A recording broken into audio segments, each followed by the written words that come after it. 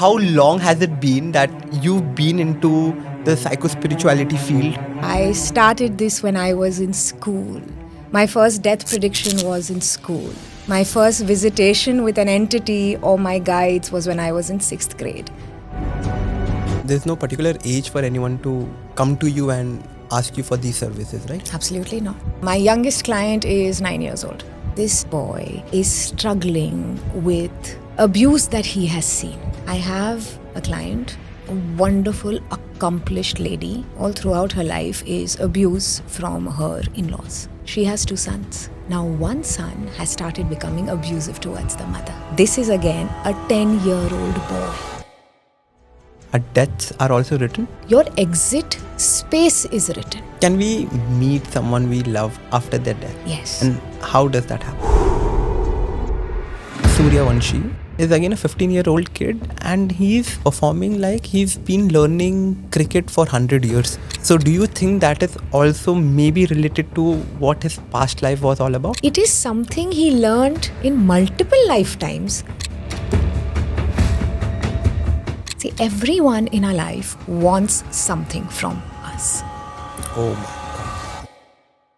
Something that you have personally encountered. There's a girl who does not have a lot of issues when it comes to men. There were literal entities placed around her.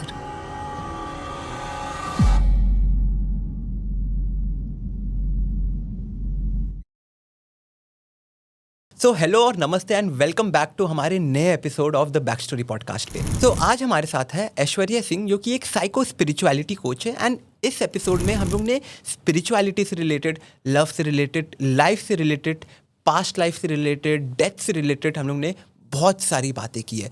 कुछ राज ऐसे खोले हैं जो may be बहुत लोगों को पता नहीं हो। तो ये एपिसोड आप देखते रहिए। So hi Aishwarya, how are you doing? Very well, thank you for having me. So Aishwarya, first of all, I want to know, this is your third podcast, if that is what you've mentioned, right? Yes.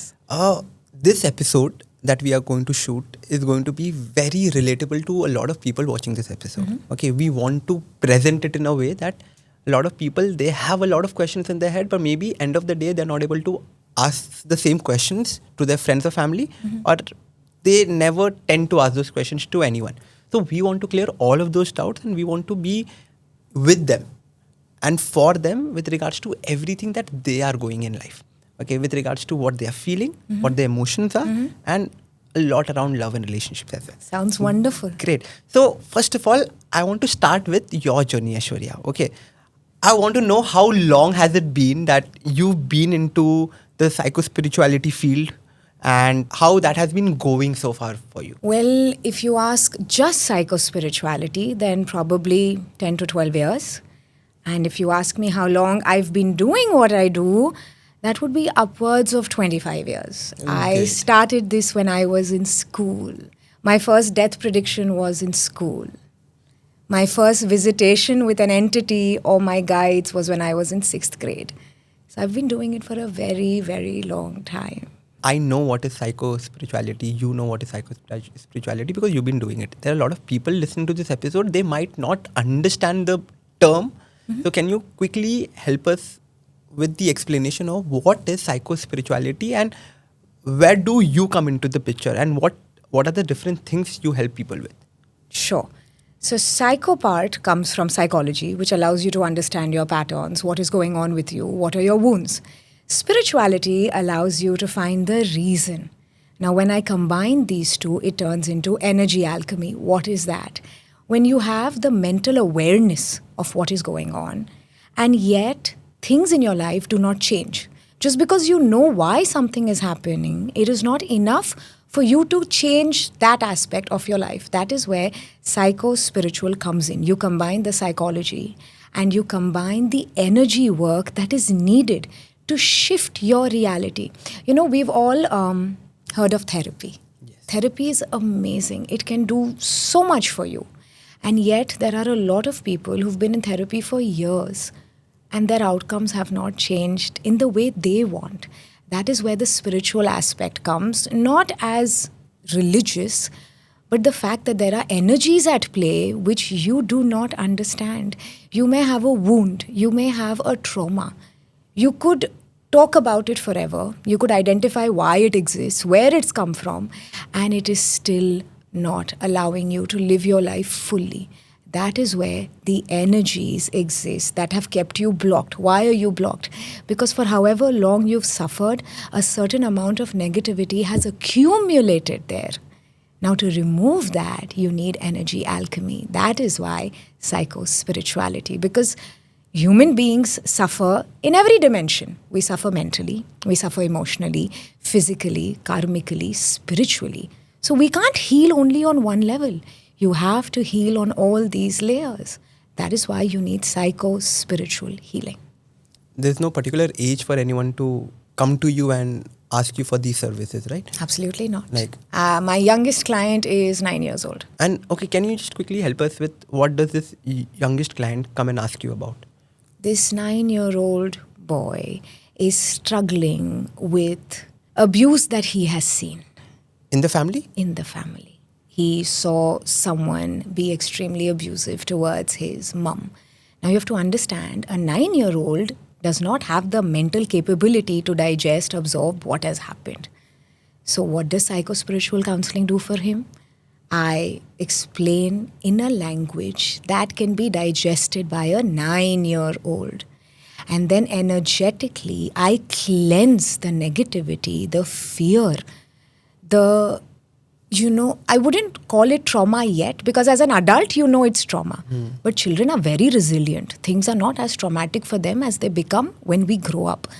So I cleanse the energies around that kid in his mind that allow him to function normally in the family with his parents and to lead a life that does not make him afraid for forever, or, to see men in a certain light. Because obviously it's his mother who faced that abuse. You can't expect a child to just walk away from it by simple therapy. There is energy attached here. See, every form of attention, positive or negative, carries an energetic charge. How is a 9-year-old going to release it from his body? See, he saw it mentally. Absolutely. But it has filtered down into his physical body, because there are certain functions that are occurring in his body that he can't handle, that he's unaware of. Similarly, he was an outgoing, happy, loud child. Now he's become this quiet, mousy little boy. Is this what his life is supposed to look like? No. He's not supposed to live this for the rest of his life. So for him to step out of that really scary reality, which is now his reality, psychospiritual healing comes in play. So you are saying it's a very common practice now, Ashwarya, and I'm telling you from my experience as well, and from the experiences of how many people I've spoken to, how many close friends of mine I've spoken to, and outsiders I've spoken to. Everyone, as they grow, they have this kind of a trauma within them, and there are definitely different kind of traumas. I'm talking about the trauma that we are discussing right now, that is the family trauma that they get into. So when we are a child and we see something happening in our own family, do you think that also builds up to the kind of human I become in the future? 100%. Let me give you a fairly recent example. I have a client, a wonderful, accomplished lady. She's a professional, an academically intelligent woman. All she has seen all throughout her life is abuse from her in-laws. Now you have to understand, her husband is not stopping it. At the same time, he's not standing up for her. He will agree with her that this is wrong, but he doesn't do anything for her. Why am I telling you this? Because she has 2 sons. Now one son has started becoming abusive towards the mother. Okay? He thinks it is okay to fling things at her. He thinks it's okay to push her. He thinks he has the right to correct her when she's speaking. And mind you, this is again a 10-year-old boy. How is it okay for him to do this? Cut to the point where she comes to me for sessions, and we've barely done 3 sessions with her and her child. The child you're talking about? Yes. Okay. So he's aware that something is being done for him. not consciously, subconsciously, because I take permission from the soul before I do any kind of energy work. Third session, right? 3 sessions, and he stopped abusing the mother. He's kind to her, and he now tells her, Mama, can we spend time alone, just the two of us? That is what happens. Your environment decides 80% of who you will be. Your environment decides what kind of reality you will live for the rest of your life. Nobody asked that boy, what kind of a life do you want? What kind of a reality do you want? What do you think your mom is, what your dad is? No. He just automatically anchors into what he feels his grandparents are saying is correct.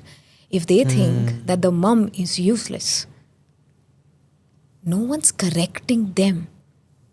Which means for him, okay, that is correct. This isn't wrong. And I believe we've all seen this around us in some form or the other. Absolutely, 200%. Because we are talking about how a man behaves when they are grown up, तो majorly ये एक man का reaction जो बड़े होने के बाद आता है, it is all related to something that they have gone through when they were a kid. Yes, whether they've gone through it or they've seen it. It has normalized a certain type of behavior in their brain. So as they grow up and they see something or they react in a certain manner, it is what they've seen, what they've been told, what they've been accustomed to happening in their life. That is why they often behave like that when they grow up. Does this mean 100% of the times that's how they will be? No. There are obviously a lot of men who've seen this in childhood and consciously chosen not to be that as they grow into adults. But is that a huge percentage? Not Unfortunately. Not at all. And I think on the other hand, when we talk about women the same way, कि बहुत सारी families में women को ऐसे nurture किया गया हुआ है बचपन से कि you are not suppose to speak, you are not suppose to say anything, you are not suppose to wear this, you are not suppose to do this.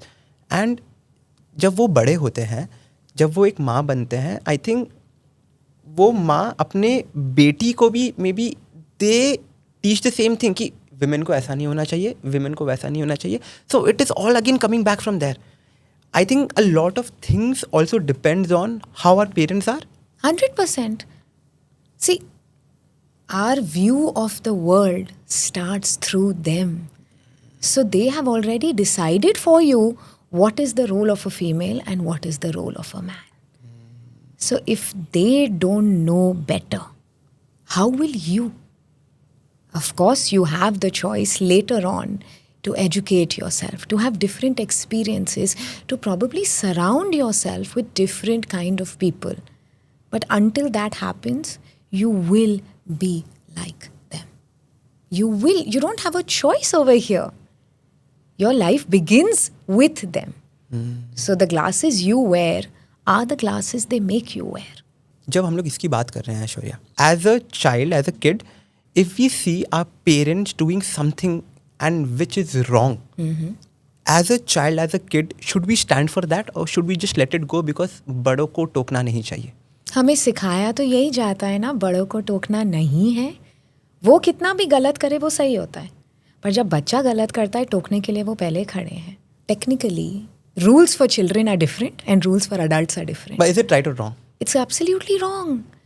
But the child doesn't get that, no? Child is loyal to the parent. So even if they're doing something wrong, the child doesn't have a choice but to stand by them. So it is okay in the society अगर एक बच्चे को लग रहा है कि where their parents are going a little wrong here and there, to stand up and tell them on their face that yes mom, you're wrong here, yes dad, you're wrong here. See, the child needs to do that. But the problem here is not what the child needs to do. Does the child have the freedom to do that? Absolutely. And that freedom again comes from their parents. It has to. Have the parents created a space where the child can talk back? And when I say talk back, I don't mean disrespectfully. Absolutely. I mean, is the child allowed to have a mind of his or her own? Are they even allowed to have their own opinions? Because see, if a child talks back to you, if you are saying something, do this, and the child says, no, why should I? How many parents are willing to explain to the child? And not just say, because I've told you to do it like that. You have a lot of clients that you're working with right now. Aishwarya. So give us some instances where this problem has caused this kind of a problem for the kid and the mother as well. Have you seen these kind of issues coming to you very often where there's a conflict between parents and the kids? How I want to know what is that percentage of people coming to you every day and saying that, okay, maybe my parents and my mother or father is wrong here and this is what is happening in the family and the family drama, the family issues. How much do you see this? 80% of the time. Oh my God. The issues we've had in our childhood, we try working it out throughout our life, in different relationships, at work, at home. The child who is now an adult is still trying to get their point across. Unfortunately, they were not given tools to do that. Similarly, when that child grows up and is stronger now, and if they stand up now, the parents feel like the child doesn't love them, that the child doesn't care for them, that the child doesn't respect them. And then comes the age-old fight. We did so much for you, and look at how you are treating us. Just because the child dared to have a different point of view. Because he wants to live his life a little differently than what you imagined for them. It's not easy for a child to even open their mouth in that manner in a lot of part of our society, in a large part of our society. See, our metros look beautiful, okay, that we have freedom of opinion, we have freedom of choice. But unfortunately, that is not the reality of my work, at least. Absolutely. Parents are so quick to assume that my child is going to abandon me. Why? Because they are guilty somewhere, right? That they've done something that will lead this child to leave you. What do you think they held back? That they have this fear that the child will leave me, or the child will, find their partner and forget about us, not care about us. Why? Parents are often so focused on discipline, on academic accomplishments, on making your child the best version according to society, that they forget the first thing the child needs from you is love, and the second is acceptance as who he or she is. That's a very, very strong point, Aishwarya. In a relationship between mom and their son or their child, there is ego in it. For example, what I'm trying to ask you here is, do you think when there is something going on between mom, son and the whole thing, do you think mom or son who is more egoistic with regards to their decisions in life?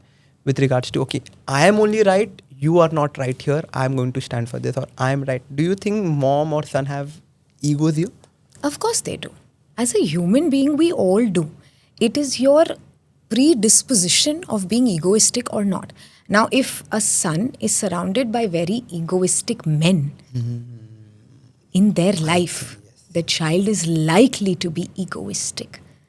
On the other hand, if a son is more close to the mother and the mother is not egoistic, the son is less likely to be egoistic. So I think it also depends on who are you surrounding yourself with. It does. It always does. See, the child always leans on one person, but he is affected by everyone. That's all I want to talk about this thing, and I think you've explained it very beautifully. I asked you these questions around the relationship in a family because this is happening a lot these days, Aishwarya. And a lot of people are going through things like that because I've been getting DMs almost every day just saying that, okay, maybe my mom is not allowing me to do something like that. My mom, maybe I have a toxic family, or maybe I have a toxic mom, I have a toxic father. And there are parents texting me, my son mere ko sunta hi nahi hai, main kya karoon? What should I do in these such cases? I think this conversation is going to help a lot of people out there. Can I just add to this? You Absolutely. said you have a parent who says he doesn't listen. मेरा son सुनता ही नहीं है. आपने उसकी कितनी बार सुनी? आज उस बच्चे की क्या उम्र है? आपने कितने सालों तक उसकी नहीं सुनी? 90%, okay, 90% of my clients who come with this complaint that person is not listening to me, be it a child or a partner. Absolutely. How many times have you ignored them? How many times have you just allowed their words to land in your ear but not register? When someone doesn't listen to you, there's something behind. What have you made them feel that you are feeling this today? I think you explained it very beautifully, Aishwarya. The way you break down everything is amazing, and it's very easy to understand. That is the reason you've been having so many clients. Okay, tell me something about your services that you provide to a lot of clients out there. What are the different kind of services? Because I'm very sure after this episode, a lot of people are going to come to you and ask you for help in any or the other way. So if you can be a little clear with what do you provide, so that they can take those advantages and they come to you. So for the purpose of this episode, I'm going to tell you only two services. Yes, please. One is psychospiritual counseling, which is you come to me with whatever it is that is bothering you. And not only do I tell you what I see that you can't see, but I also bring you guidance from your guides. That's the spiritual aspect, where I tap into your energies, where if there is a problem, I actually identify and tell you whose reality are you living. See, you don't decide your own reality. Shanki, today you have a podcast, okay? Someone somewhere must have seen something in you and would have probably wished for you. And you liked that thought. You made that thought your reality. Now for you, it's a beautiful thing that you've made true for yourself. But there are so many people out there who believe the negatives that others have thought about them. Absolutely. And it becomes their reality. They end up living a life that they never chose for themselves, but it's their life. So coming out of that and wanting to create another reality and finally manifesting that in your life, that is one of the sessions I do. Amazing. The other session is energy alchemy, something that is very close to my heart.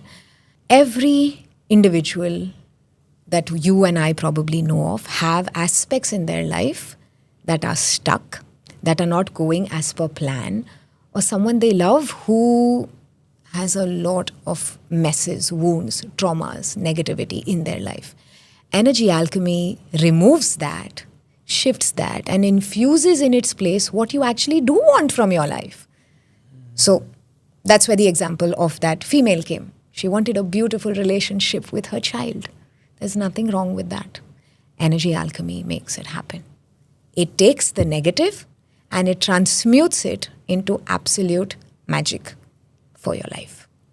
Amazing. So I think for people out there, if you're watching this episode, I will also put down all the details in the captions. You can go through that. But apart from that, Aishwarya, I want to understand our life, our whole complete life since the day we are born till the day we die. We are only surrounded with energies. Yes, all of them. In fact, since before you form as a human being, since you're the single tiny cell inside your mother's womb, there are already energies at play before you physically incarnate as a human being. Give me some tips on this, because I'll be very honest, it's been around 20 minutes we've been speaking. I am able to get such a good vibe from you. I don't know what this is. Okay, I think definitely the things that you're talking about, that is the energy. Maybe the energy from you that is coming to me is very, very positive. Okay. You know what I feel about that word. I know, and I'm going to ask you about that as well. Okay, and I purposely use that word again. So I feel good. I feel comfortable here. I feel me sitting in front of you. It is not something that anyone in the world could get. I think definitely you've done some few things in your life. You practice few things in your life that makes you a person that you are today. Correct me if I'm wrong. There's a lot that I've done, that I've been through to get there, because at a very young age, I realized there should be one goal in my life with what I do, whether I work or I don't. I should be a person that allows the person sitting across me to be themselves, whoever they want to How be. do you do that? Please teach me. Okay. It's like a workshop for people out there. Okay. Give me 3 tips of how can you make people feel good and supportive around you. First and foremost, I would actually want them to ask themselves, what are you running or hiding from today? And if there was no judgment whatsoever, can you please be that for me? That itself allows anybody to relax. So this is something that everyone should ask themselves every single day. What am I running from today? What am I hiding from today? Secondly, as you said, what other tip can I give you? ask yourself on a daily basis, whose reality am I living today?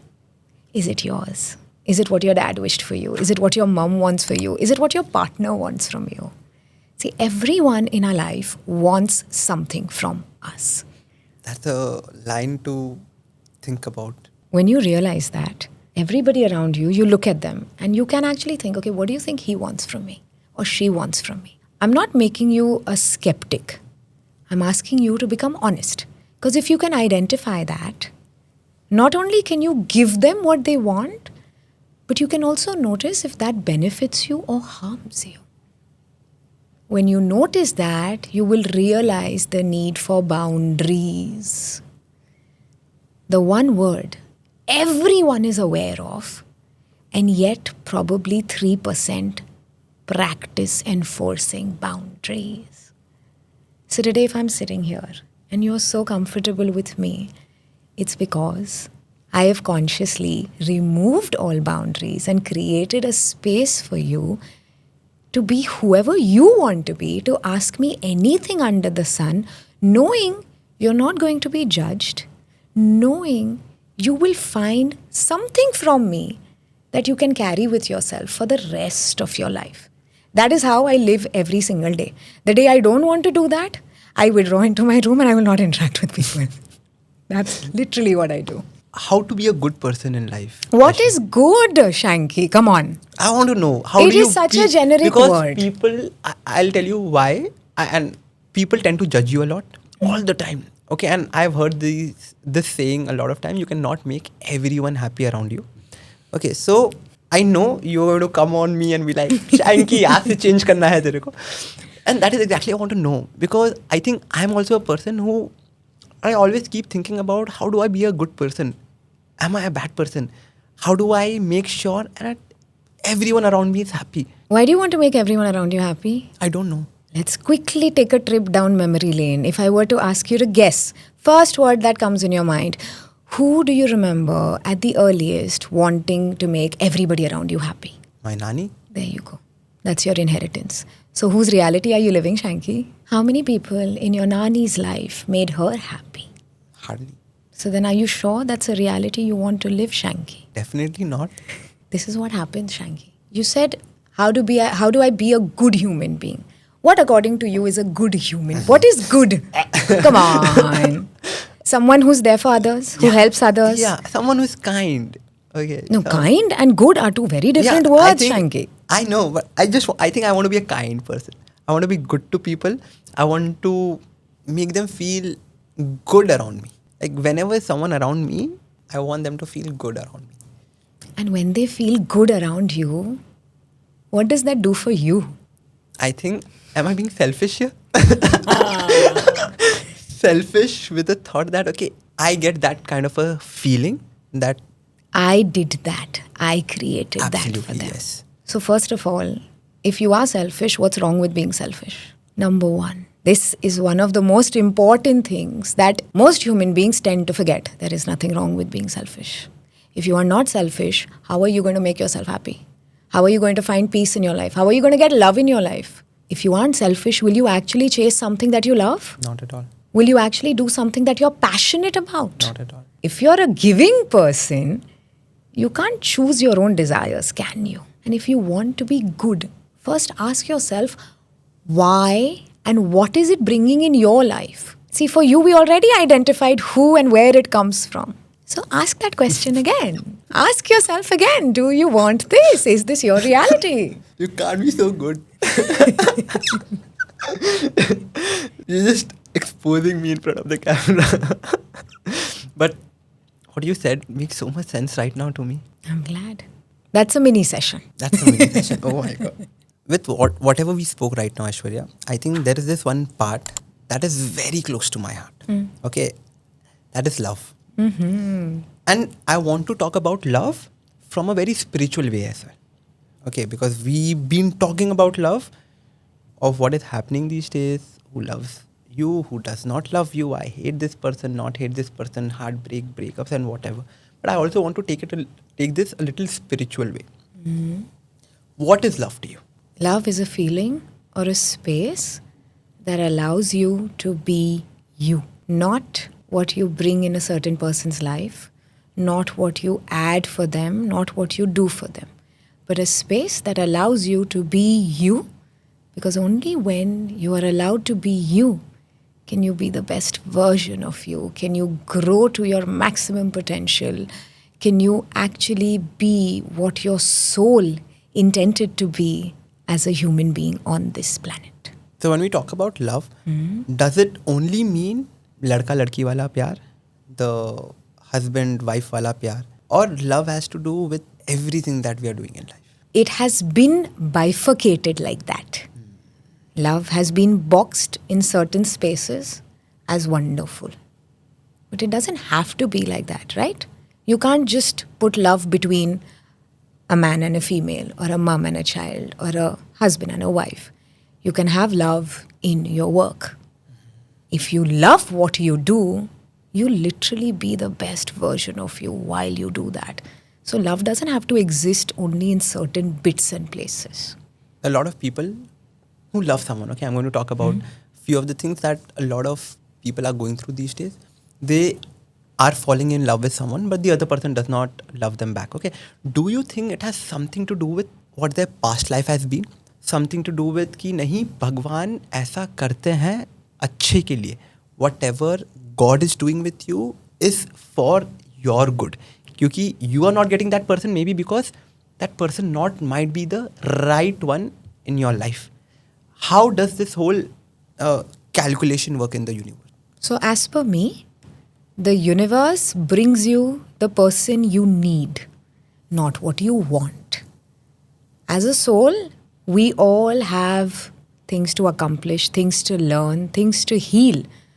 So who you fall in love with, if they return your love, then that is what you need in that moment. If they don't, then there's something that you need to work through as to why that unavailable person is attractive to you. So obviously, your soul has a say. Every single time when it comes to love, you have already earmarked what you will learn, how you will learn, from who you will learn. So if someone does not respond in the way you want, and you still can't get them out of your head, you still want to chase them, you still want them, that is also fulfilling something inside of you that you need to look at. Do you believe in जो होता है, जो भी भगवान करते हैं आज के दिन हम सबके साथ, वो अच्छे के लिए करते हैं? जो होता है भगवान नहीं, हम करते हैं. Our soul decides. अच्छा और बुरा is a human construct. On a soul level या universal language में अच्छा और बुरा नहीं होता है. वही होता है जो आपके लिए ज़रूरी है. That's how I put it. Because the minute you add good or bad, every thought gets amplified. Your emotions get amplified, and then it affects your energy, which messes things up around you. If you understand कि what is happening is what was meant to happen for you, good or bad हटा दो, then you can approach it from a way that you can turn it into something that benefits you. That is going to somehow help you be a better version, evolve, or even heal, or let go of something that you didn't need to carry. But you can't do all these things if you say, ये तो अच्छा हुआ, ये तो बुरा हुआ. A lot of people have found love in their life, and a lot of people still haven't. The people who haven't yet, they keep thinking about something like कि मेरे को प्यार नहीं मिला है, and they keep chasing love. They keep, and I am telling you from my experience that I have a friend. He's 32 right now, and he hasn't found a partner who he can marry. He constantly keep like, यार मेरे को ढूंढना है अपना partner. I want to find love. I want to find love. I want to find love. And he keeps repeating that. Obviously, that goes in different directions, but that is one statement he keeps repeating. So, do you think or make us understand that? Is that the right way to find a partner? You said he has one statement. I want to find love. I want to find love. I want to find love. So you're going to keep finding only. Why will it be in your hands? What is he saying again and again and again and again? That's what he's going to keep doing. Words are so powerful, Shanky. Words are so powerful, and at no point in our life do people tell us to be conscious of what we are saying. So maybe tell him to flip the statement, love finds me. Number one. Number two, if he wants to find love, has he thought of step number 3, 4, and 5? If he finds it, what's he going to do to keep it? To let it grow, let it blossom? Sometimes you're so busy finding or hunting or chasing some particular thing, you forget to plan aage. Universe is not going to work in bits and pieces. It will plan your whole life ahead.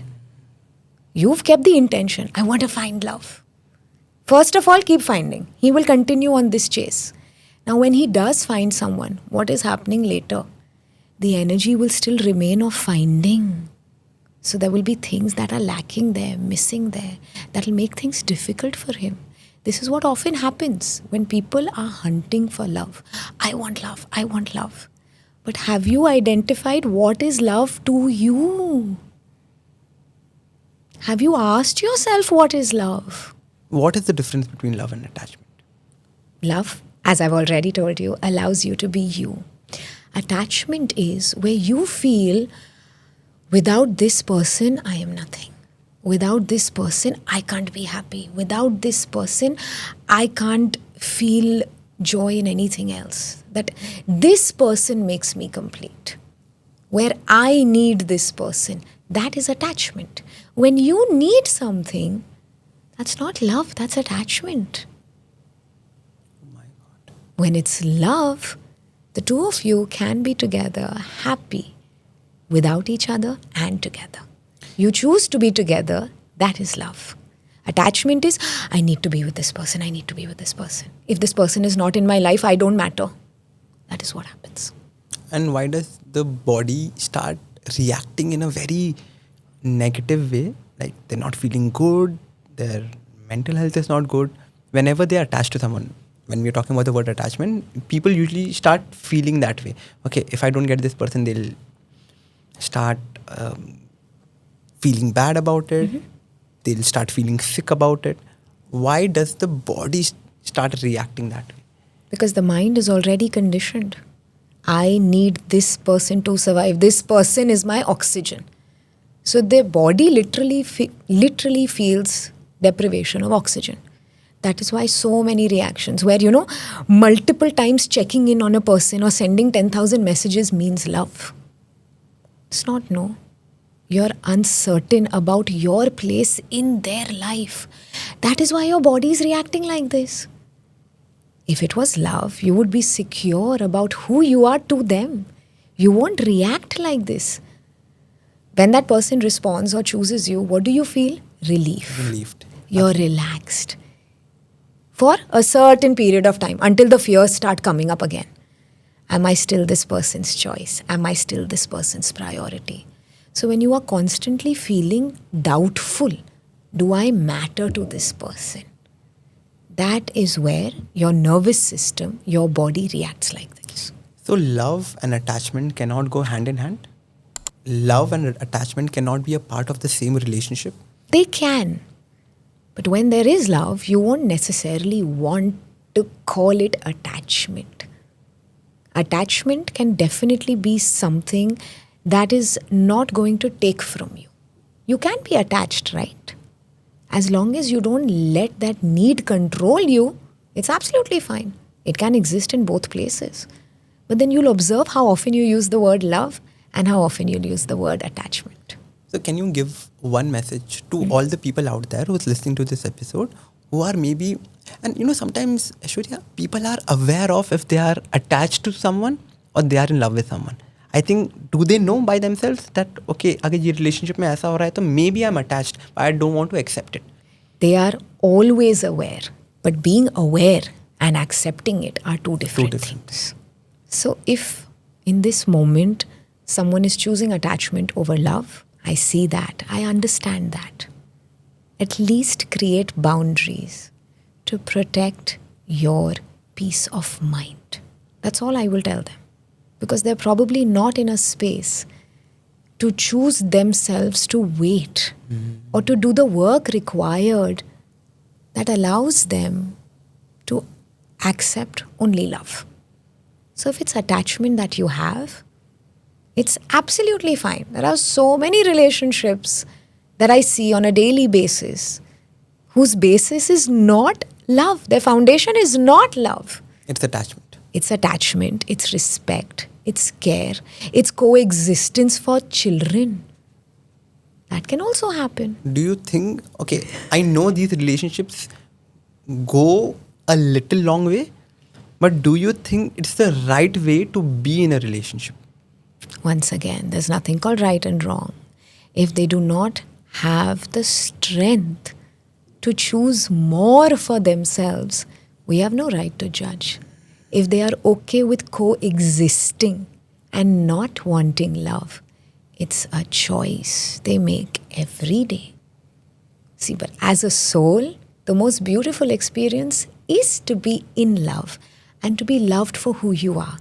If that doesn't exist at the moment, you need to know there's nothing wrong with you. There are lakhs of people who go through that. You probably have a different purpose you can focus on. Shangi, it takes a lot of courage to wait for love and to choose love. You have to understand those who came before us did They never not choose it. They did not know it was an option. The generation today knows its existence, knows its value, which is also why a lot of them are very afraid of it. Because, see, love, unfortunately, has also become synonymous with sacrifice. If I were to ask you that love is sacrifice, in your life, who did you see doing that? Multiple times, day in, day out. Come on. I think yes.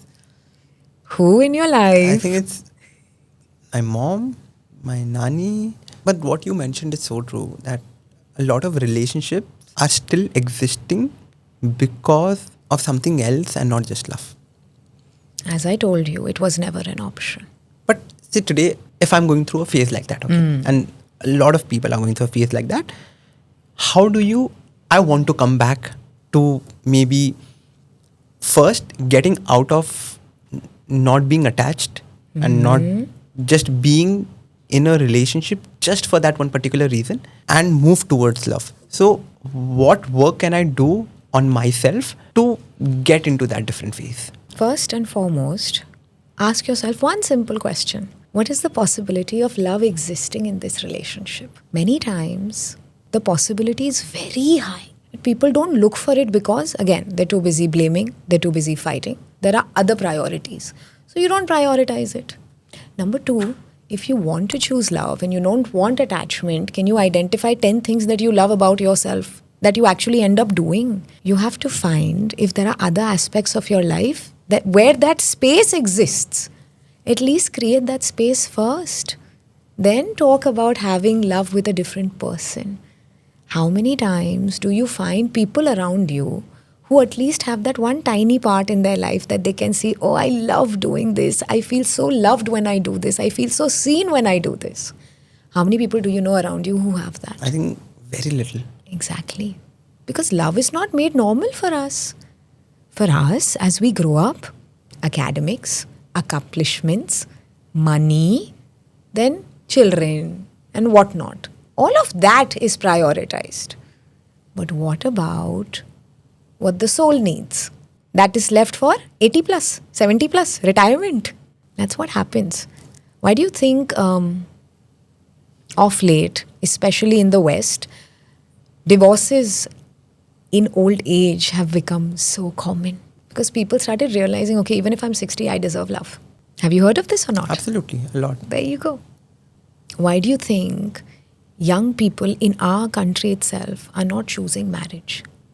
Why do you think? Yes, it has changed drastically over the past few years.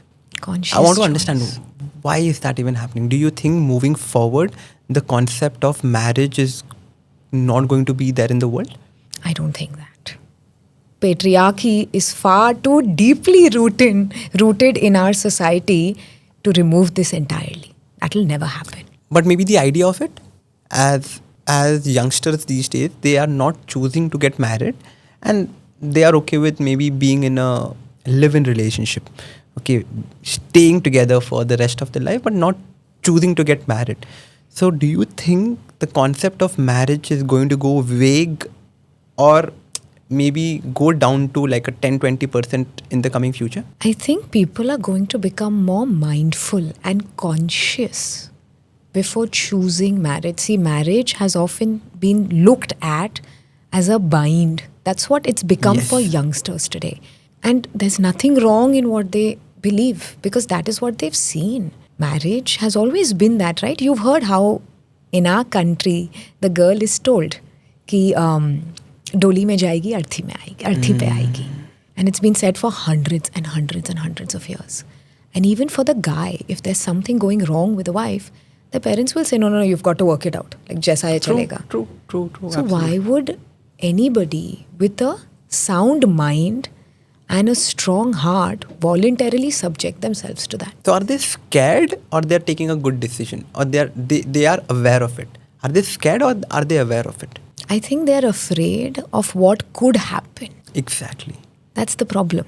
That's That, the okay, problem. marriage, see, look all around you. Out of 10, you'll see 8, which adds to their fear. It doesn't make them feel like, no, yeah, it's 200%, beautiful, it's kind, we'll be better. No. The love takes a back seat. The attention takes a back seat. Children, priorities, all change. They forget each other. So when they choose not to get married, but just live together, it's always there at the back of your mind. I have to make an extra effort. I have to make an extra effort. What should have been normal in a marriage becomes normal outside of it.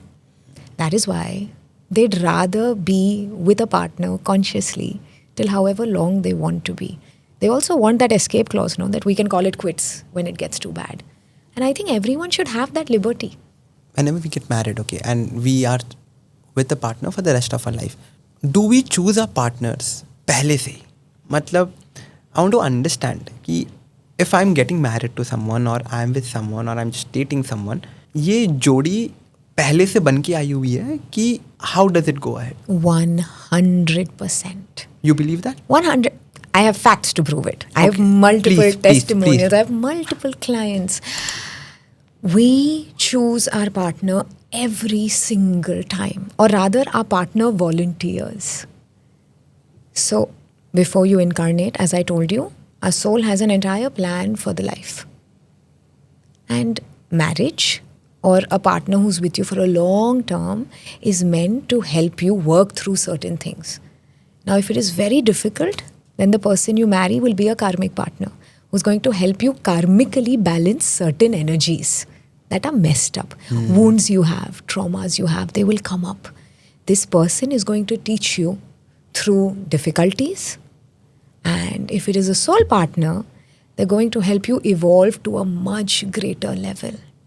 I'll give you an example. It's a very famous person, no names obviously, very accomplished lady. She's with a partner and he supports her throughout.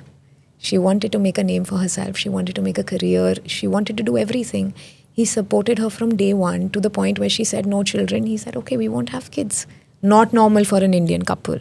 And this is an older couple than me, mind you. So they're at least 20 years older than me. So you can imagine what generation. That is a soul partner. Someone who sees you as you and just pushes you constantly to be the best version of you. Versus those that we see on a daily basis where you have issues going on. That partner was decided by you and them together. Both of you decided together before being born that we want to work out these 10 things. So marriage would be the best fit for us. So yes, our partner is decided, pre-decided by you and by them. Can you have multiple choices? Yes.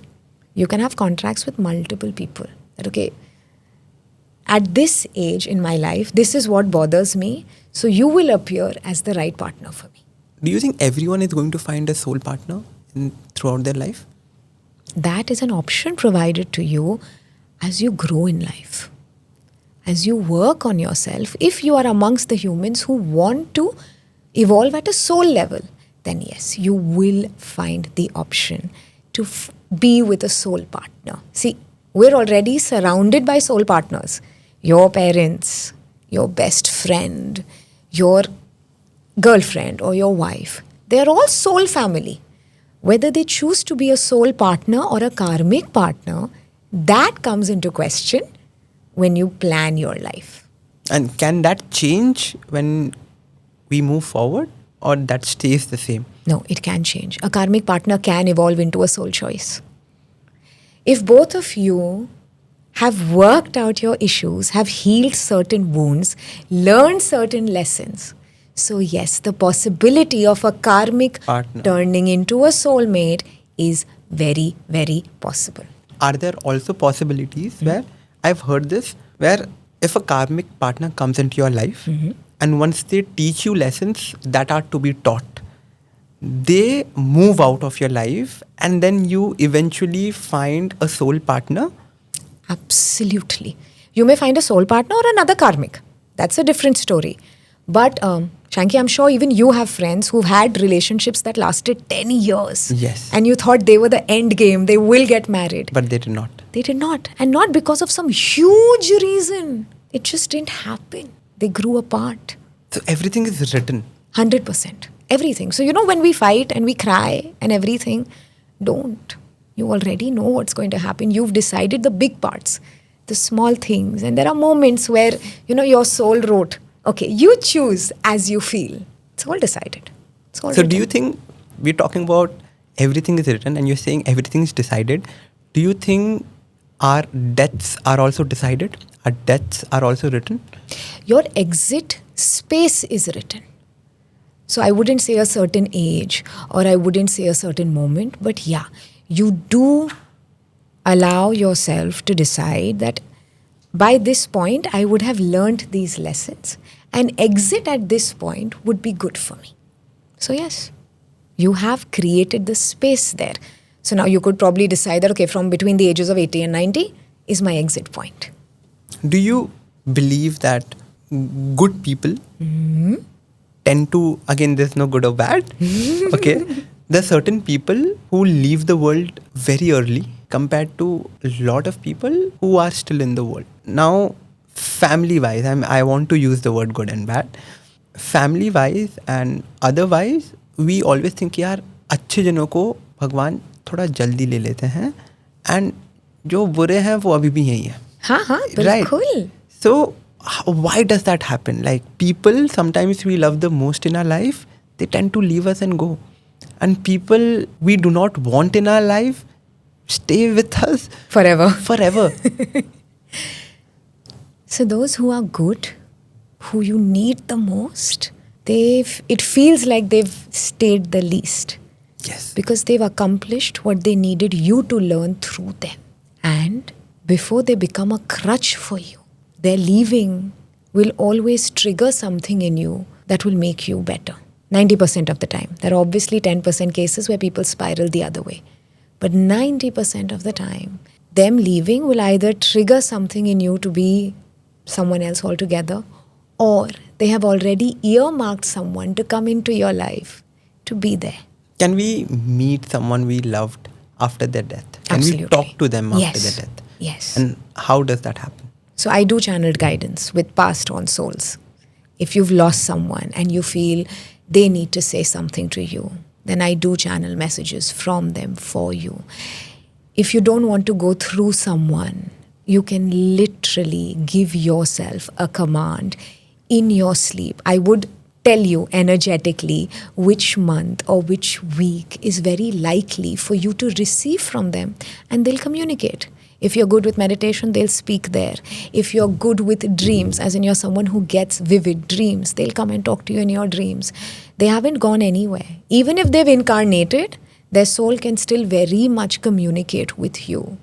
Sometimes you will feel their presence. You can't tell me you've not felt someone who left you. And randomly, 5 years later, you're sitting somewhere and you just felt them. You know they were there. They communicate when So you that need feeling them. is real? When we feel that? Absolutely. And if you want to test it, you can literally say, let something happen here that is not normal. And something will happen that you don't expect. They give you messages. getting They goosebumps right always now. do. How do you do that? Channel messages from them. Yeah. How does it work? Can you explain it to us as well? How does it work? How do we connect to someone that we love? Is it only through a mentor? No, you don't need a medium compulsory. That's why I said if you want to do it through a medium, it's always safer because you're not sure what energies are What coming energies are through. coming, And absolutely. you haven't shielded yourself. And still, if you're not comfortable doing it through someone else, as I told you, we all have time periods in our life that it's easy to connect to them. Now, if you don't even want to wait for that, you can literally set an intention before bed every night that I need to hear from you about XYZ, whatever the situation is, and either communicate with me in my dreams or through a message between 12 and 2 or 3 and 4 on a certain date of a month. The more you practice this, within 3 months, you'll start receiving answers, you'll start receiving messages, you'll start seeing them in your dreams. So it's a constant practice as well. You have to. To create that bridge, you have to put in the effort. Absolutely. We cannot expect कि आज कर रहा हूँ तो आज ही मेरे को मिल जाएगा. We cannot expect that. वो possible है. Yes. But we should not expect No, that. no, no. You see, if you go in with an expectation, it won't happen. क्योंकि logical mind चालू हो जाएगा. Our conscious mind is what, 3%? And our subconscious is 97%. It governs all of this. Just because someone has passed away, your cord with them has not been cut. It's still connected. They can still very much communicate with you. That is why I always tell my clients, if you're going to do something, before that, ask your ancestors to bless you. Their cord is still active. They are still very much present in your energetic field. Always ask them for blessings every day. We want to hear a story from you. We want to know about something that you have personally encountered or something that you have helped your client with. If you can, don't give us names again, but if you can give us a story of something that we can all know about, we would love to know about it. There's a girl, beautiful girl, kind girl, who does not have a lot of issues when it comes to men. Yet, every individual who came into her life, even though they treated her well, they would just disappear. Why did that happen? There's someone very close in her family who does not wish for her to be settled, for her to be happy. When we opened her energies, there were literal entities placed around her. Her energy was so beautiful that it would always attract a wonderful partner, but those entities would fight it off. They would not allow her to be in a relationship. And this is me physically seeing those entities around her, feeding off her energy. And she would never understand why that relationship would not do well for her. And unfortunately, it was someone from her family. That is something I've learned in all my work over the past 2 decades. Those who wish you ill need not be far away from you. You are trying to say that someone who wanted bad of Her. was from the same family. Yes, close family. I'm not even talking extended. As scary as that is, why am I giving you this specific example? Please be mindful of who you share your life with. But tell me in this case, how do you differentiate? How do you see through, okay, if this is the person in my family doing something like that to me, how do I get to know about that? Number one, there's something called instinct, intuition, gut feeling. I'm sure you've met people and when you talk to them about something going well in your life, some people will make you feel so good. And then some people, you'll share something about your life and you'll feel drained. You'll feel dull. You'll feel a little off. Trust that instinct. Just because it is someone close to you does not mean you deny your intuition. We are blessed to have intuition. But we are also cursed to ignore it because of logic. The more we study, the more we become aware of the world, we have started denying what is unseen. Even science has proved that our eye can barely see 10% of what is actually there, color-wise and otherwise. But we keep denying what is unseen. We forget to include our body in our daily life. If your body is feeling uncomfortable around someone, there's a reason. Sometimes you are talking and you'll just go quiet. And even you don't know why you stopped and you didn't tell that person the whole thing. That's literally your body pulling you back. So be conscious, be mindful of who and what you share your life about. Do you believe in science? Yeah. You do. We all do believe in science. But there are few things which are way apart from what science has told us. Okay, science maybe will tell you certain things, and there are few things happening behind that. If I have to use few words like black magic, anything that you just explained to us, okay, maybe science will not agree to that, but that keeps happening in the world. A lot of things happen in the world which maybe science does not back it. So I want to understand, like, how is that even possible?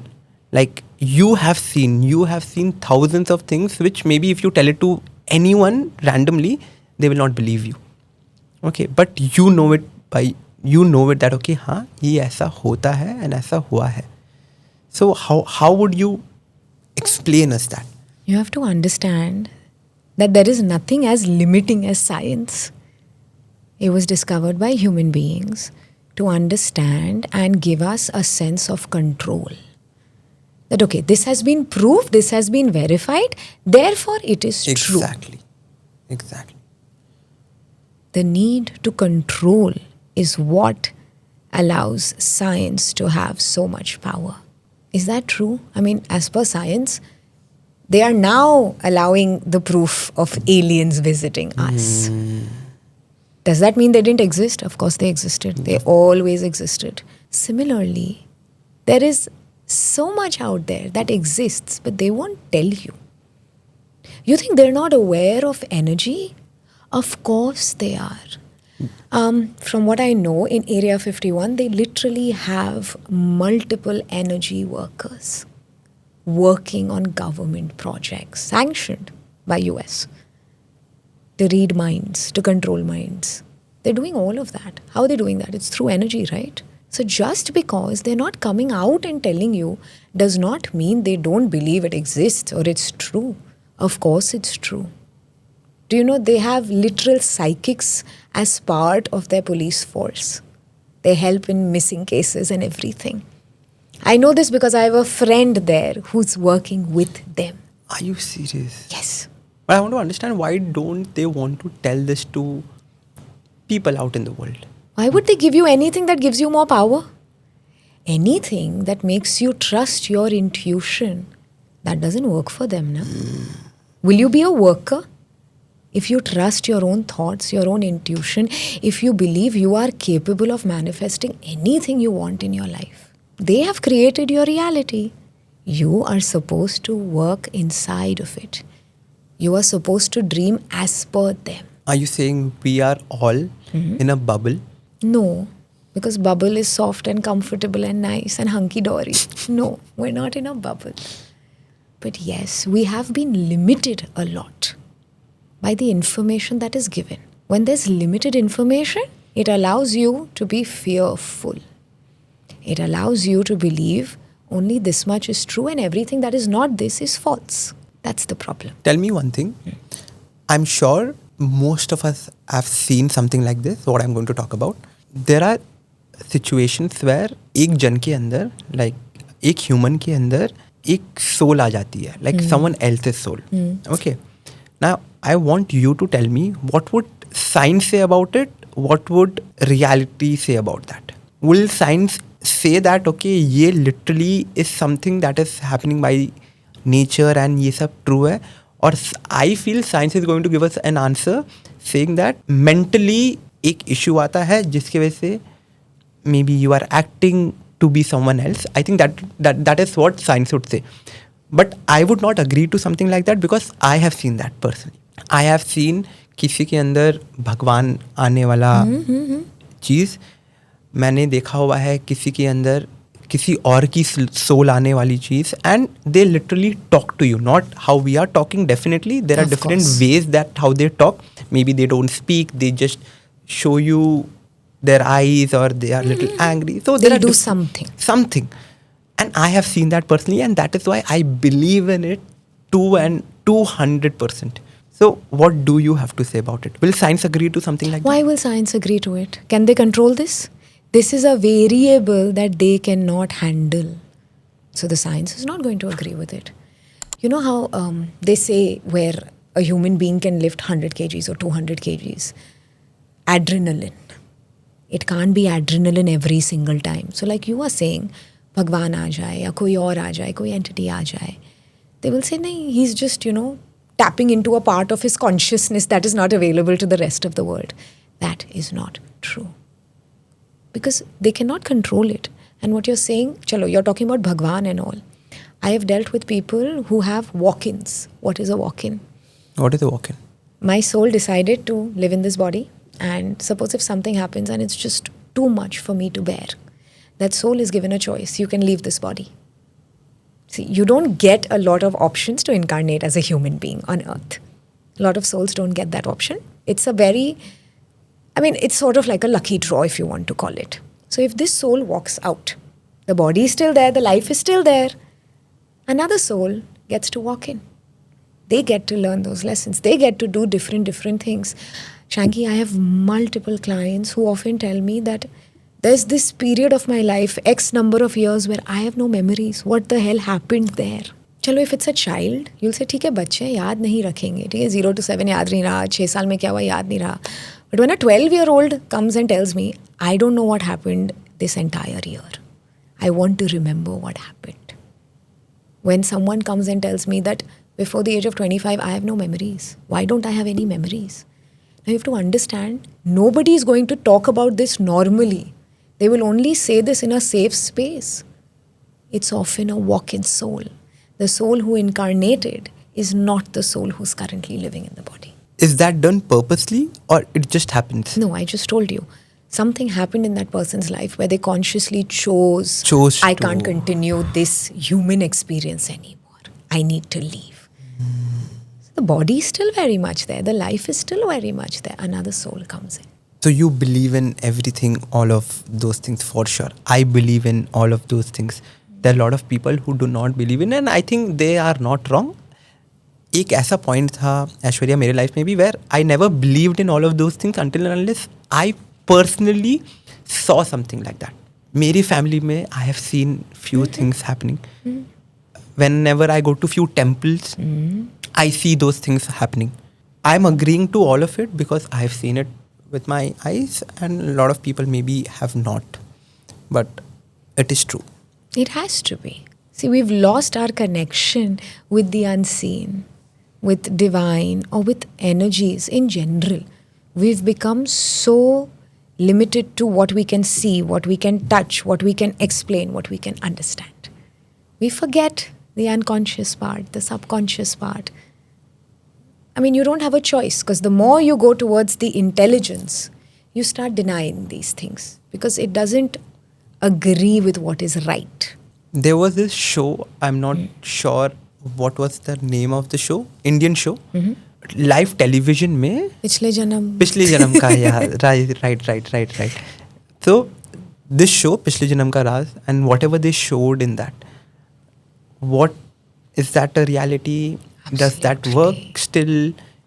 And if something like that was really a hit, why did the government stop a show like that? Maybe because they do not want people to know more about it or get more deeper into it. Hundreds of people, thousands of people have experienced past lives. It's done in our country, it's done in the West. It is absolutely accurate. Why is it accurate? Because your body has cells and we have something called cellular memory. So even if the soul is born again and again, your cells carry the memories of your previous lifetimes. What else are child prodigies? The 3-year-old who can paint like M.F. Hussain.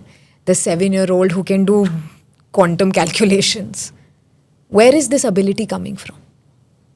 How is it coming? It has to be carried from somewhere. The 8-year-old who's an amazing piano player, where is it coming from? It comes from a different lifetime. Just to add to what you mentioned, I think we are, I'm sure, I don't know if you follow IPL by any chance. Surya Vanshi is again a 15-year-old kid, and he's performing like he's been learning cricket for 100 years. See? So do you think that is also maybe related to what his past life was all about?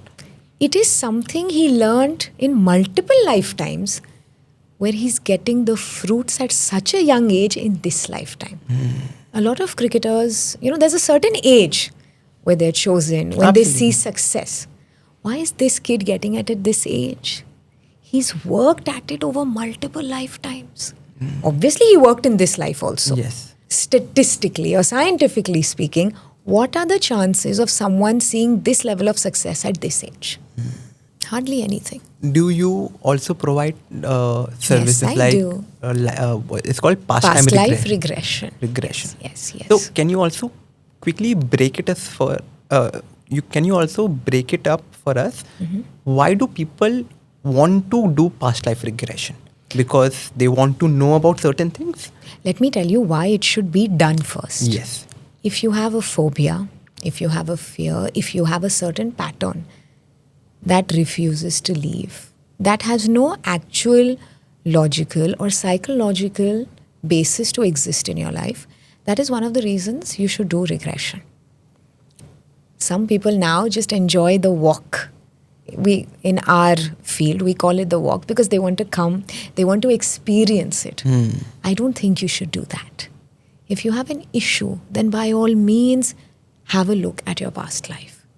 Allow yourself to get clarity and closure if you need it.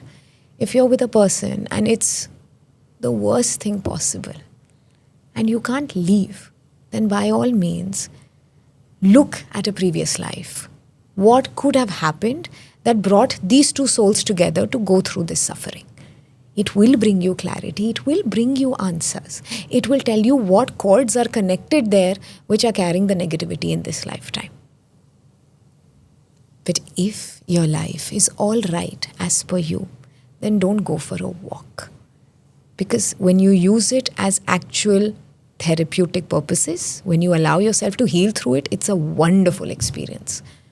But if it's not what you need, then what happens is very often the one who's taking you into regression could leave markers verbally that could create issues in your present life. But it is very safe for people to do that? Going and coming back is very safe, but be very mindful in who you choose. See how much experience they have, how many people they've worked with, so that their language is very precise and they don't leave a belief or a word in your subconscious while taking you back and bringing you. Can you explain us what exactly happens in a past life regression? We directly go back into time? There are two forms of doing it. You could either be taken through hypnosis or through guided meditation, which takes you into trance. In hypnosis, you do not have conscious recollection. It is only when they take you and they leave you with the thought that when you wake up, you will remember this, will you remember, but you won't be aware. But when you go through guided meditation through trance, you are aware of what is going on around you, and yet you can see it, you can feel it, you can hear it. So if I am doing that with you and I drop something here, your mind will register there was a noise outside. At the same time, you will be present physically in that lifetime, experiencing on all sensory levels. Great. I think few of these things are very new to people as well. I think maybe it is very much practiced in other countries, but maybe not in India. But because I've been into spirituality a lot, I have done sessions like Breathwork and then I have done a few more other sessions, and just to also heal what maybe I have gone through. I think what you said is so true, that I have never taken these sessions just to understand, okay, ye sahi hai ki nahi, or how is the experience of this. I've done these sessions because I want to talk. I've done inner child sessions as well. So I've done it because I want to know more about myself. I want to heal few parts of my life. I think that is why I have done it. And most of the people should also do it for those reasons and not just to experience something like that. You're absolutely correct, Shanky. In fact, the fact that you're doing this, it's not even just for you. You were probably chosen by your ancestors to help the entire lineage heal. That is why people who go through multiple modalities, they don't realize how powerful they are. Because you're not just healing you, you are healing those who came before you. Every single time you choose to heal parts of you, you are healing those who came before you as well. And I think we are towards the end of the session, and I want to say this. This is the reason, Ashwarya, I do this kind of episodes, because I want people to know about a lot of things that they're not aware of. I want to help them be physically and mentally better. Okay, I'm sure, because there is no one in this world who is not going through something. So if I and someone like you can be the medium to help them reach that state, I think that is what I want from my life as well. That's a beautiful purpose to have, Shanky. Isn't that what a human being should be? Exactly. You said, how can I be good? You're already doing enough good. If you can create a space where people realize help is available, you don't need to suffer by yourself. You don't need to go through pain, where they can choose to be helped. It's as if you've helped God knows how many. So I think we will end this episode here. Right. Right. And to everyone who's been watching this episode, if you have any questions, any doubts, anything in your mind, drop it in the comment section, or you can DM Ashwarya and she'll be happy to get back to you if that's okay with you. Absolutely. Yes. So keep watching and share this episode with people you think you should, to make their life better and yours. So thank you so much, so much, Ashwarya, for coming in again and for giving us that knowledge and just making this episode more fruitful. Thank you so much for having me, Shanky. This was great. Thank you so much. I'll see you. तो thank you so much हमारे इस episode को देखने के लिए. अगर आपके दिमाग में कोई भी डाउट है, कोई भी क्वेश्चन है, कमेंट सेक्शन में डालना मत भूलना, और हमारे इस एपिसोड को अपने फ्रेंड्स एंड फैमिली के साथ शेयर करना. हमारे चैनल को, द बैक स्टोरी को सब्सक्राइब करना, इंस्टाग्राम पे फॉलो करना, और उसी के साथ हम आपसे और खूबसूरत कंटेंट के साथ अगले एपिसोड में मिलेंगे. तब तक के लिए सी यू.